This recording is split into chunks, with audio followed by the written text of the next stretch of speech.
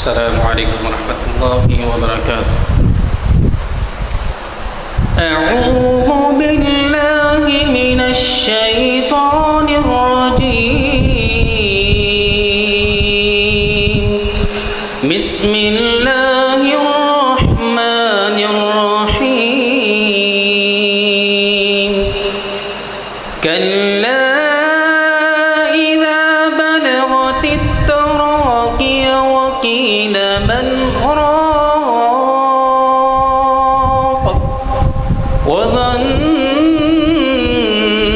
أنه الفراق والتفت الساق بالساق إلى ربك يومئذ المساق فلا صدق ولا صلى ولكن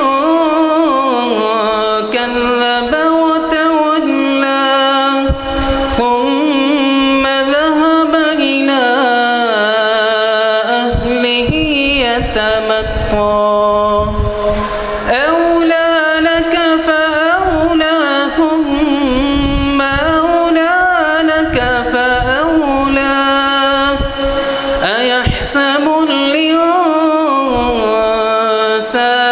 أن يترك سدى ألم يكن نطفة من مني يمنى ثم كان علقة فخلق فسوى فجعل منه الزوجين الذكر والأنثى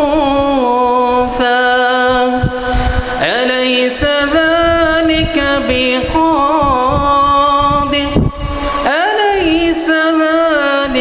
بقادر على أن يحيي الموتى صدق الله